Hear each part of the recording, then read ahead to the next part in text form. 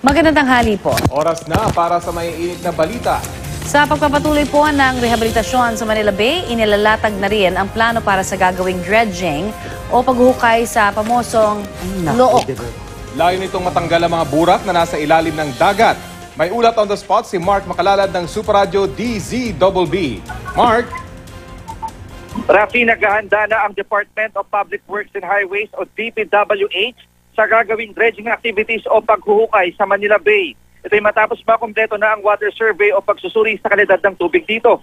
Sa pag-ikot ng Super Radio DZBB sa Manila Bay, nagpwesto na ang DPWH ng backhoe sa lugar para maglagay ng mga lupa sa rampa. Ito kasi ang magsisilbing daanan ng mga amphibious excavator na siya namang gagawa ng trabaho sa paghuhukay. Sinabi naman ng DPWH na tapos na ang bathymetric o depth measurement survey at ocular inspection sa Manila Bay at Navotas River. Kanila rin ipinaliwanag ng paghukay ay pangungunang mekanismo sa pagtanggal ng mga purak at ang bathymetric survey naman ay kailangan sa pagdetermina sa dami ng mga material na dapat malinis. 3 ang dredging sites na tinukoy ng DPWH, kabilang na ang Navotas River at Cerro de Vitas sa Tondo, Maynila, at ang paikot ng Manila Bay na tinatayang 1.5 kilometers ang lawak mula sa Manila Yacht Club Breakwater patungong US Embassy. Sisimulan ang paghukay sa Manila Bay sa March 3, 2019. Ang inyong kapuso, Mike Makalalad ng GMA, Super Radio, DZBB, nag-uulat para sa Balitang Halik. So Mark, yung mga makukuhang burak dyan, may paglalagyan na ba sila? At kumusta yung processing dito? Dahil alam natin, puno yun ng basura, hindi ba? At may nagsasabi rin baka toxic yung mga burak na yun, Mark. Tama ka dyan. Kaya nga kanina nung naabutan natin yung mga tauhan ng DPWH, meron din silang katuwang. Ito yung mga tauhan din ng MMDA at Manila City Hall.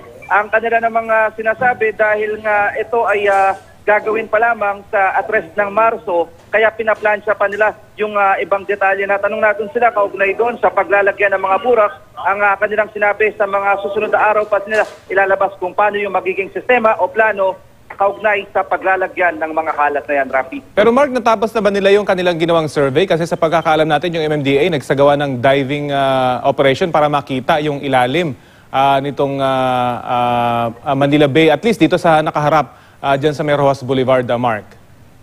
Noong nakaraang linggo, kinumpirma ni DPWH Secretary Mark Villar na natapos na yung water survey nila. Yung kalidad ng tubig sa Manila Bay ay tapos na isailalim sa laboratory process, kung kaya't ang sunod na proseso ay ito na ang dredging activities. At sinasabi naman nila na yung coliform level matapos ang rehabilitasyon nitong January 27 ay bumaba na. Kaya naman maaari nang simulan itong paghuhukay, Rafi.